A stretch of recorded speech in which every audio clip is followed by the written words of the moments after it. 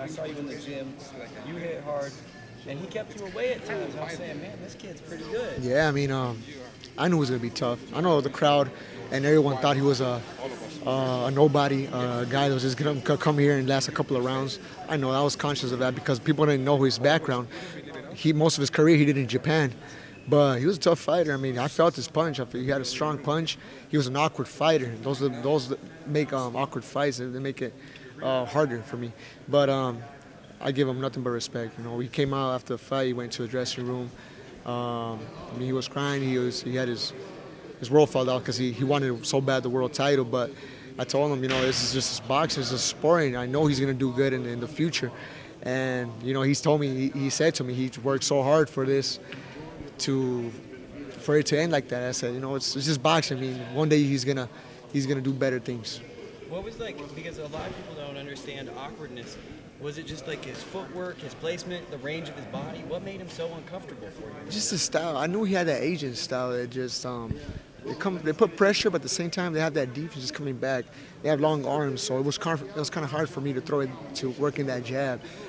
But my jab wasn't working, but I ended up catching it with that left hook that helped me a lot.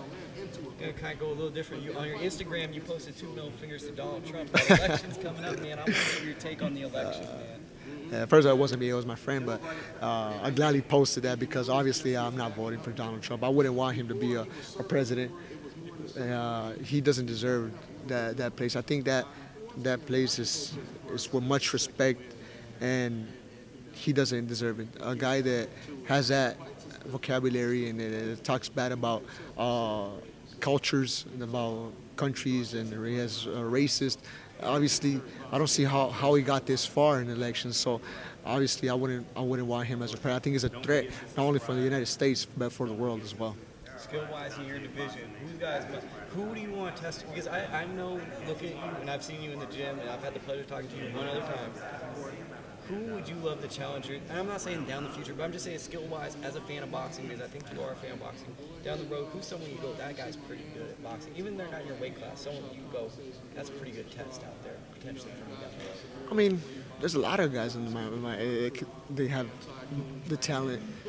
You know, I don't just say it's Terence Crawford. I admire a lot of his boxing skills. I see him shadow boxing. I say, wow, this guy's he's a beast. I admire a lot Terence Crawford. But obviously he's way bigger than me. I'm just saying I admire his work. Break down for someone like, because you're a badass boxer, what is it about his things that makes you you go, whoa, like that's a simple thing that... Because he's a good boxer. He doesn't get hit. He has speed, he has a good timing, and he has that power punch. He has a power punch, and he has something that not a lot of fighters had. He could fight southpaw and left and right-handed orthodox. So he's just a complete boxer. I don't see no one out there beating him.